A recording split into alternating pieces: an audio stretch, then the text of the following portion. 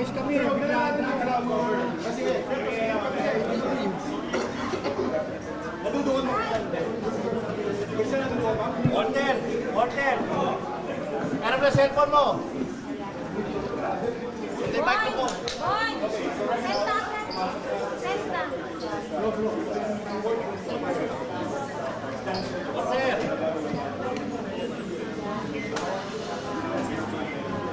Order! Pre, pre! Ewa ko to. Kasi, ano na? Ano na lang? Sarito na lang kayo. Adjust naman ito. Hindi, baba na lang, sir. Adjust kayo. Palitan kayo. Ano ba yan? Secret ko na ano? Tulong kailangan ko, title. Sino ang cellphone? Sir! Boss, boss, boss. Boss. Second batch. Danaan lang. Ito, narangan ako dito. Ano ngayon? Meron ka? Sir, Boss, huwag narangan.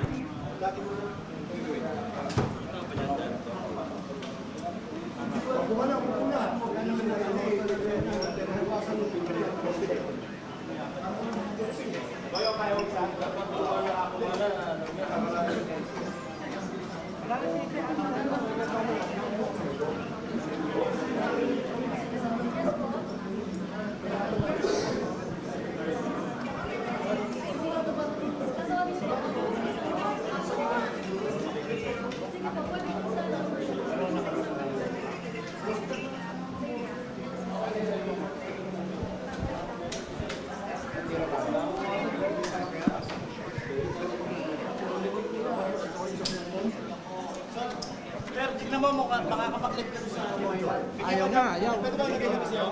Live mo na ako. Ako mo ba siya? Yung nasa kanan? Check mo yan. Hello, nagsushoot ako ng video. Nagsushoot ako ng video. Hello, nagsushoot ako ng video. Meron pa naman kita si Christian. Oh. Taas. Sige, okay lang. Kita ko ito. Batakan. Anong kailangan mo? Live stream. Ako yung siniguro ako. Takot mo sa ito si Joseph. Boss ko, ayan o, Ito si Joseph. Facebook ko. The lights ko na. Ano lang kasi niya?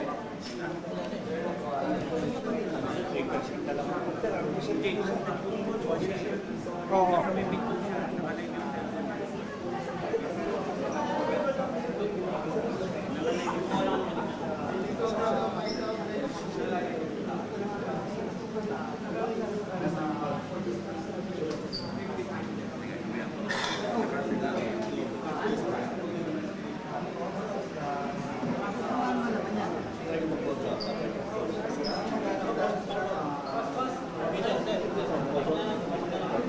Balik pa sa dati.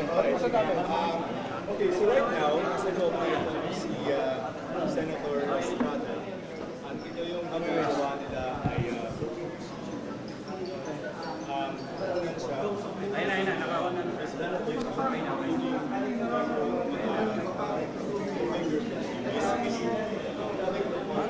Ito ako yung subject ng warrant of arrest. Kukunan siya ng basic information and including yung mga fingerprints niya. Basically, telling the court na ito po ako po yung subject ng warrant of arrest. Nasaan siya?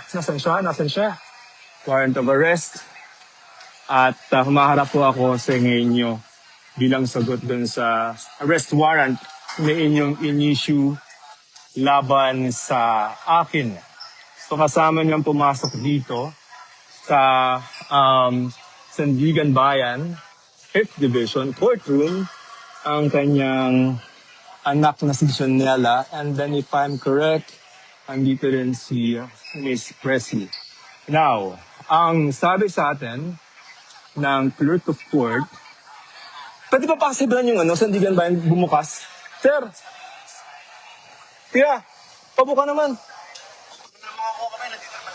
Yan, thank you. Ayun. So, sabi sa atin ng clerk of court is that after itong booking procedure, ay ang commitment order ay ididitin niya siya doon sa Quezon City New Quezon City Jail.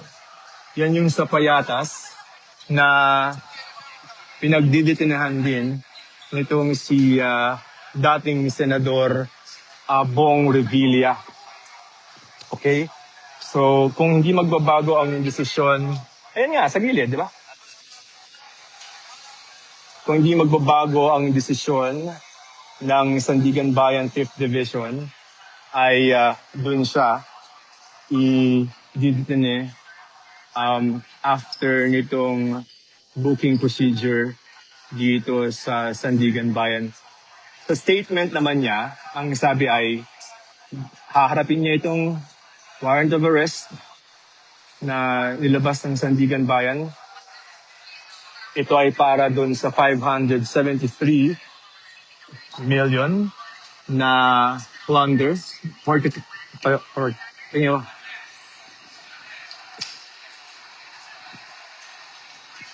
Sino yung naka-green? 573 million na plunder case na isinampas sa kanya ng ombudsman. Kaninang maga, ay sinubukan nilang harangin yung warrant of arrest sana by filing motions sa Sandigan Bayan. Si Senator Estrada, yan yung natatakloban ng naka-green. Ayan, kita niyo. Alright, tumatayo siya. Hinihintay lang yung proseso ng korte. Family. Diyan na lang nakita ko. Oh, kuya, ganda ng kilos. Baka mamaya, wag makislot. Ayan. So, this will take a couple of minutes. Even, siguro nearly an hour. Kasi kanina ganun din. Okay, asan si Walter? Gusto mo mag-sub dito? Kausapin ko yung office ko ng kailangan.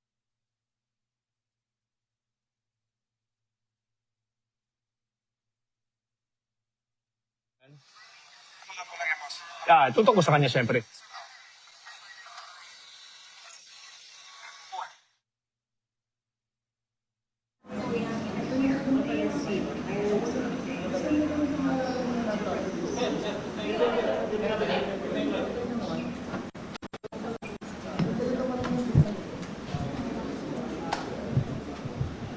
Sino ba ka na yung kanina kakaiba niyo?